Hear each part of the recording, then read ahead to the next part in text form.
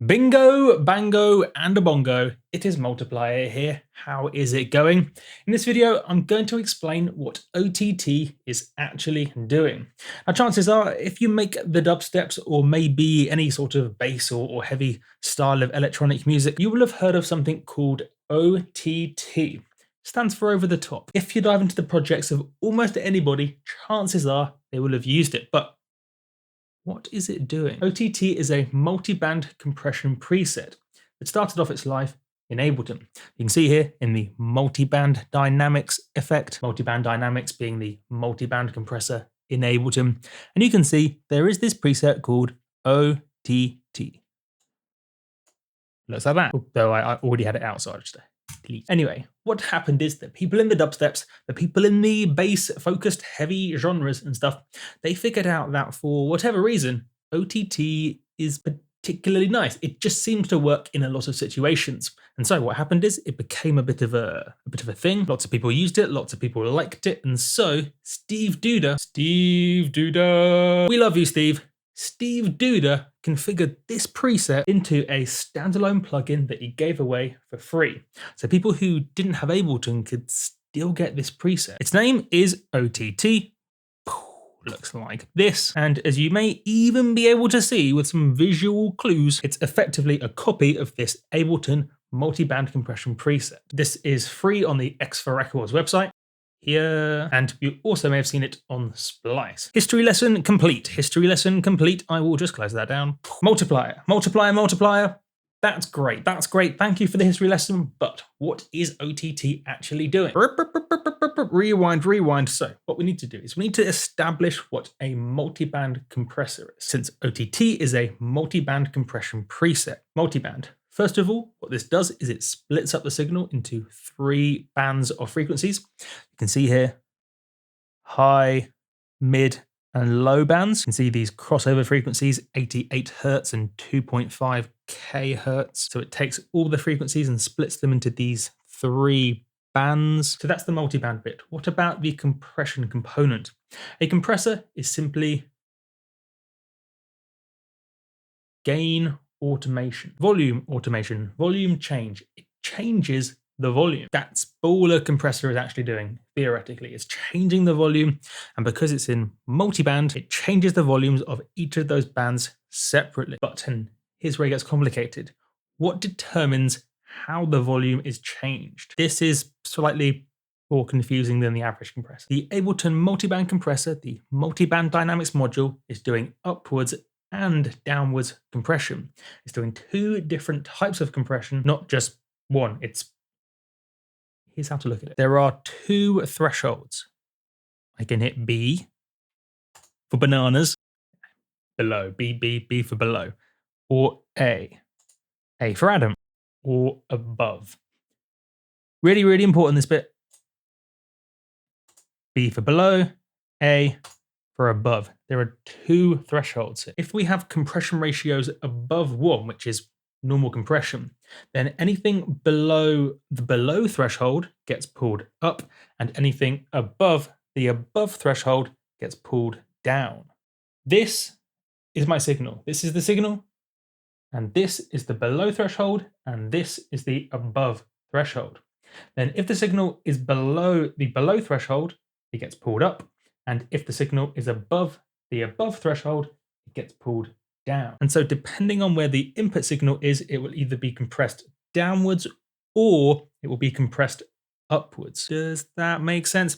I personally think it's easiest to view it this way around first, instead of diving into all this complicated diagrams and stuff. But yes, I'll say it one more time because it's really important. If the compression ratio is above 1, so normal compression, then anything above the above threshold gets pulled down, and anything below the below threshold gets pulled up.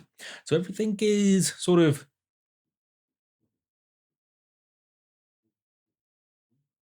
compressed towards a middle range, it's all pulled into the middle. So looking at this and remembering there are 3 bands. The top row is the higher frequencies, everything above 2.5 1000 hertz. The middle row is the settings for the middle frequencies, the middle range of frequencies, and the bottom row is the settings for the lower frequencies, the bass frequencies. Drop the bass. I have clicked A for Adam/above, and you can see in yellow here these thresholds. These are the above thresholds. Notice you can see it moving about with the visual feedback. Undo, and if I hit the bananas/below button, the B button, you can see the below thresholds.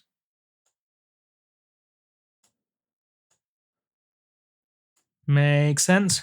Noting the input signal as it gets louder goes from left to right.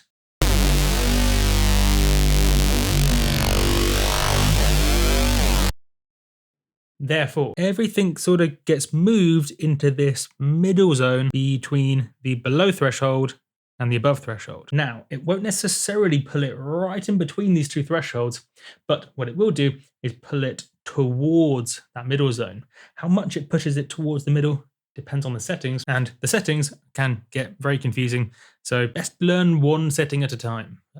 Otherwise, it's far too confusing. Let's do some settings.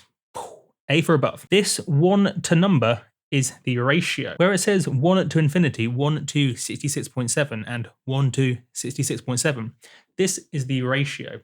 This is the ratio for compression above the above threshold. Remembering we have clicked A for above. What this ratio does is tell us how much the sound is pulled down when it goes above this above threshold. Remember, we have clicked A for above. The higher the number, the more it gets pulled down. So with a number of 1 to 66, that means it gets pulled down, it gets compressed more than if it was, say, 1 to 3. With the extreme version of this being 1 to infinity, that effectively makes it like a limiter.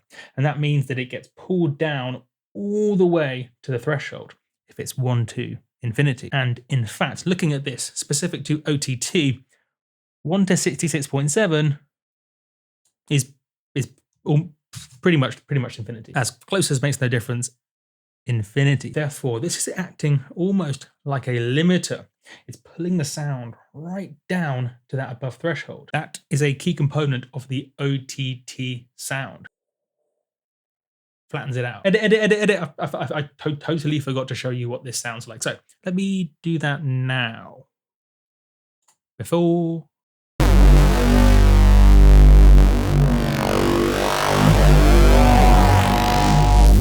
Crazy bass sound I made for my music production bundle. And with OTT,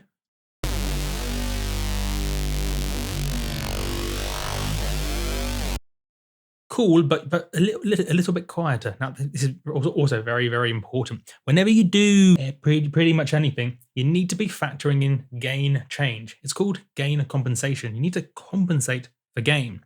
Notice that when I turn on OTT, so before,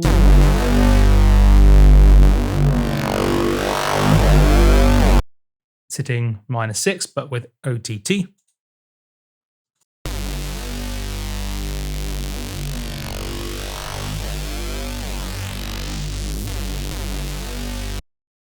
significantly lower in level. So what I would need to do when properly checking whether or not I like that change is make a utility adjustment, just a bit of a gain change.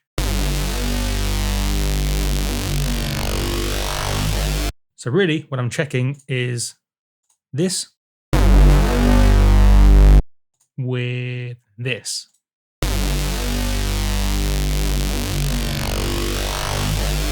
More, that's the technical term. And I just noticed I could have done that with this output here, but you can do it with utility too, if you like. Bing! Anyway, that's the sound. With regards to what I just said, let me show you this compression. Remember, this all happens in a multi-band way. What I want you to observe, first of all, before OTT, is how much the lower frequencies below, in fact, look at that. Observe the frequencies below approximately 100 hertz or so.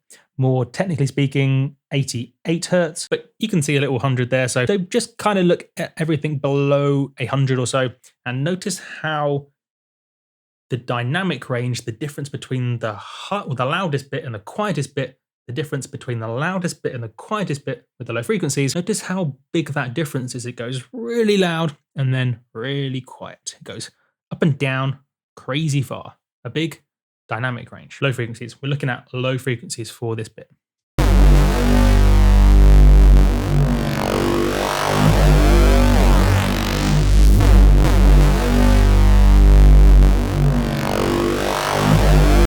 See, that goes pretty much down to -36 and up to -2 or 3. So a huge dynamic range. The low frequencies have a huge dynamic range. And now with this OTT,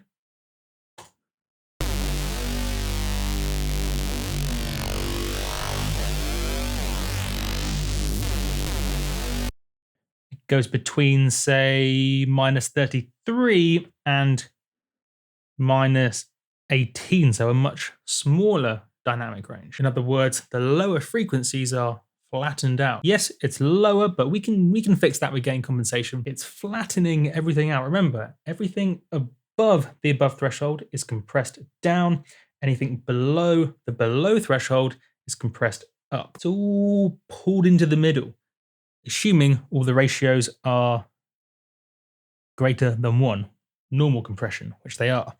1 to infinity, 1 to 66, and 1 to 66. That's in the above section, and in the below, again, it's above 1. 1 to 4, 1 to 4, 1 to 4. Bleep, bleep, bloop, bloop. For those who are interested, there are attack and release times determining how quickly the compression acts and then releases.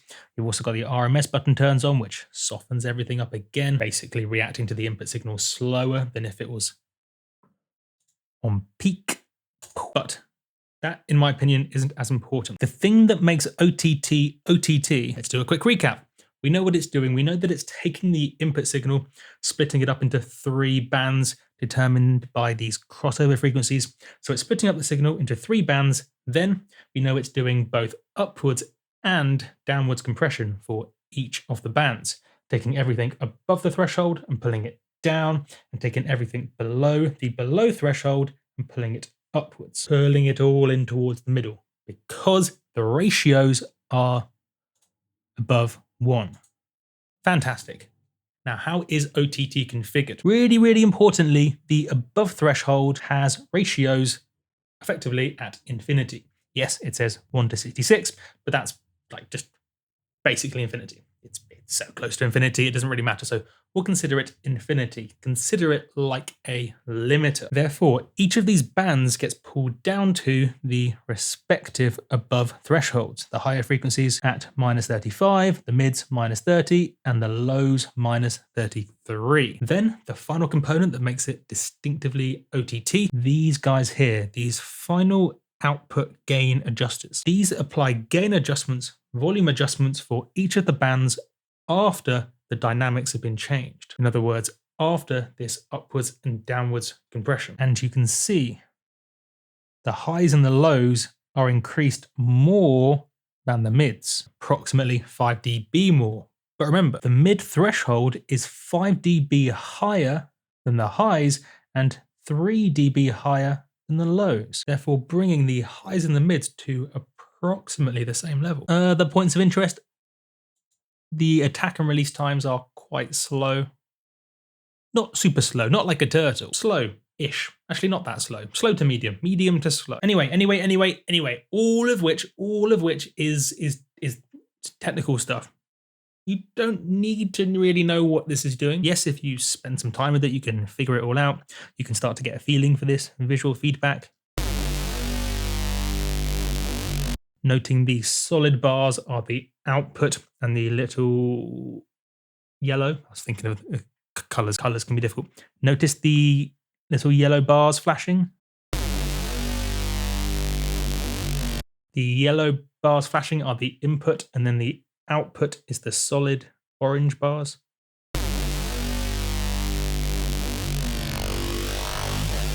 You can see, in fact, this is good. This is good right now. Look at this. The yellow bars flashing are the input levels for each of the bands, and the output, the compressed signal, is the solid orange bars. And also remember the below threshold and the above threshold. Those two markers there. Notice how the output signal is, because of the really high ratios for the above threshold, notice how the output signal is compressed into this sort of zone between the below threshold and the above threshold.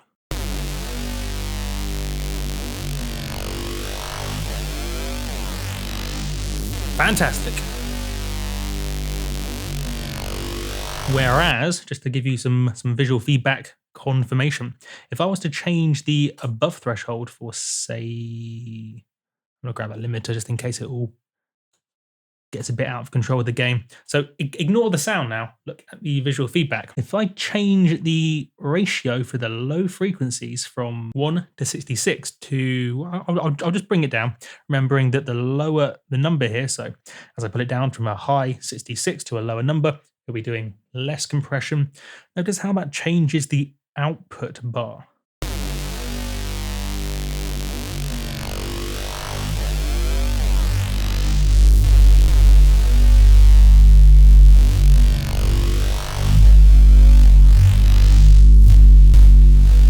So that's doing, I can't hear myself. So now that is approximately 1-to-1. It's doing almost no compression. And therefore, if you look at the input visual feedback with the yellow bar, that's pretty much the same as the output, the solid orange bar. And it's very dynamic. There's a big difference between the loudest level and the quietest.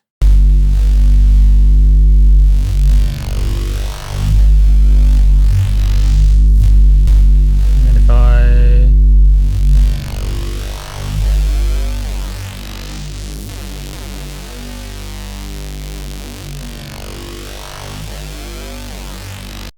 see how that compression pulls it towards that threshold. Pretty cool, right? Pretty cool indeed. Pretty cool. Anyway, as I was saying before, I got distracted by the visual feedback. You don't necessarily need to know how this all works. It is very complicated. And it takes a bit of time to get a feeling for how to just play with it in a creative way. As a cool little trick, you can just do it with the mouse if you like, and do click up and down to change the ratio and stuff. So there's a bit of you can get a feeling for it, and you can click and drag and just sort of vibe it out like a freestyle jazz experience. Or you can simply take OTT for what it is, a specific preset for multiband compression, and just give it a go every now and then. You will get a feeling for what it does. And that is how most people use it. OTT. My name has been Multiplier, and I will catch you guys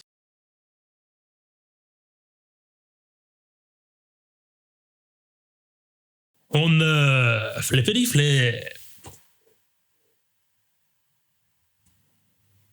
OTT.